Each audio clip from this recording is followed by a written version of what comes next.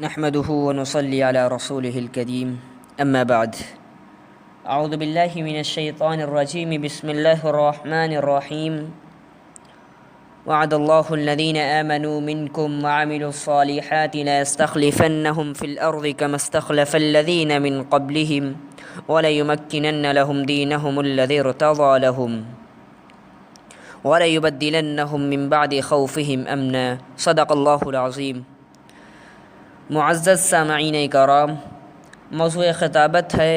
سبق پھر پڑھ صداقت کا، عدالت کا، شجاعت کا، لیا جائے گا تجھ سے کام دنیا کی امامت کا۔ حضرات گرامی،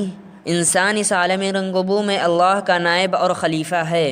وَإِذْ قَالَ رَبُّكَ لِلْمَلَائِكَةِ إِنِّي جَاعِلٌ فِي الْأَرْضِ خَلِيفَةً، اس کو اللہ تعالیٰ نے معزز اور محترم بنایا ہے۔ وَلَقَدْ كَرَّمْنَا بَنِي آدم، اس نے اس کو نہایت حسین و جمیل سانچے میں ڈھالا ہے۔ لَقَدْ خَلَقْنَا الْإِنسَانَ فِي أَحْسَنِ تَقْوِيمٍ، اور یہ اللہ تعالیٰ ہی کا احسان ہے کہ اس نے کنتم خیر امت اخرجت للناس تأمرون بالمعروف وتنہون عن المنکر وتؤمنون باللہ، فرما کر انسان کو اشرف المخلوقات بنایا اور جملہ انسانیت پر فضیلت عطا کی،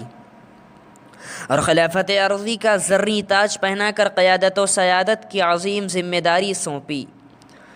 وعد اللہ الذین آمنوا منکم وعملوا الصالحات ليستخلفنهم في الارض، پرے ہے چرخ نیلی فام سے منزل مسلمہ کی، پرے ہے چرخ نیلی فام سے منزل مسلمہ کی، ستارے جس کی گرد راہ ہوں وہ کارواں تو ہے۔ یہی وہ حضرت انسان ہے جس کی قیادت و رہنمائی کا فریضہ اولاً انبیاء علیہم السلام نے انجام دیا، اس کے بعد اصحاب رسول نے ظلم و جہالت کی آندھیوں سے ٹکر لے کر عرب و عجم میں حق و صداقت کا پرچم لہرایا، عدل و انصاف کو قائم کیا، باطل کے خلاف علم جہاد بلند کیا، اور لوگوں کو تاریکی سے نکال کر روشنی میں لا کھڑا کیا۔ معزز سامعین، مسلمانوں کی 1400 سالہ تاریخ شاہد ہے کہ جب انہوں نے قرآن مقدس کی حقیقت اور اس کے مطالبے کو سمجھا اور رسول اللہ صلی اللہ علیہ وسلم کے بتائے ہوئے راستے کو اپنا شعار بنایا، اپنی پہچان بنائی، تو اللہ تعالیٰ نے ان کو فتح و سربلندی سے سرفراز کیا۔ انہوں نے جدھر کا رخ کیا، کامیابی نے ان کے قدم چومے۔ آسمان نے ان پر فضل الہی کی بارش کی، زمین نے ان کو سینے سے لگایا، وہ تہذیب و تمدن کے امام بنے اور کلچر و ثقافت کے پیشوا، اور حق و صداقت اور عدالت و شجاعت کے معیار قرار پائے۔ حضرات گرامی، یہ صرف دعویٰ ہی نہیں بلکہ تاریخ گواہ ہے کہ جب مسلمان خدا واحد کی دعوت محمد عربی کا پیغام حق و صداقت لے کر اٹھے تو باد و بادراں کی طرح بحر و بر پر چھا گئے۔ نہ افریقہ کے تپتے ہوئے صحرا ان کو روک سکے، اور نہ دجلہ کی ٹھانٹیں مارتی ہوئی موجیں ان کے سامنے حائل ہو سکیں۔ انہوں نے چہاردانگ عالم میں فتح و کامرانی کے جھنڈے گاڑ دیے۔ دشت تو دشت ہیں دریا بھی نہ چھوڑے ہم نے، دشت تو دشت ہیں دریا بھی نہ چھوڑے ہم نے، بحر ظلمات میں دوڑا دیے گھوڑے ہم نے۔ لیکن آج صورتحال اکثر بدل گئی ہے۔ ایک وہ زمانہ تھا جب باطل ہمارا نام سن کر تھرا اٹھتا تھا اور دشمنان اسلام کی صفوں میں کھلبلی مچ اٹھتی تھی، لیکن جب ہم نے احکام الہی اور پیغام محمدی سے روگردانی کی تو ہم پر ظلم و ستم کے پہاڑ توڑے جانے لگے۔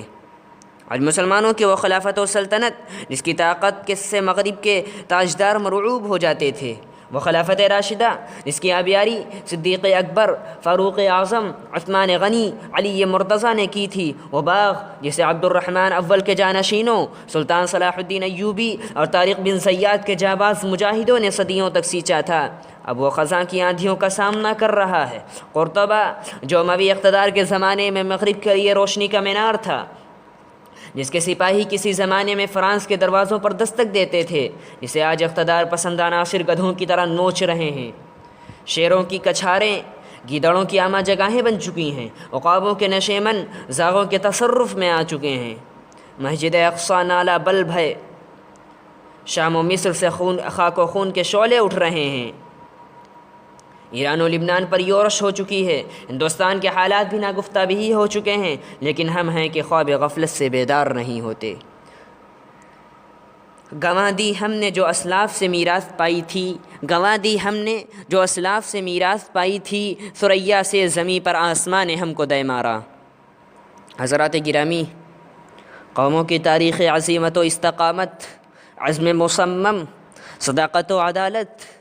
جذبہ ایثار و قربانی، حسن اخلاق و کردار سے تشکیل پاتی ہے۔ جو لوگ ان کمالات سے جس قدر آراستہ ہوتے ہیں وہ اسی قدر سربلند ہوتے ہیں اور تاریخ کے اوراق پر آفتاب و مہتاب بن کر چمکتے ہیں۔ لہذا اے معمار حرم اور اے فرزند ابراہیم،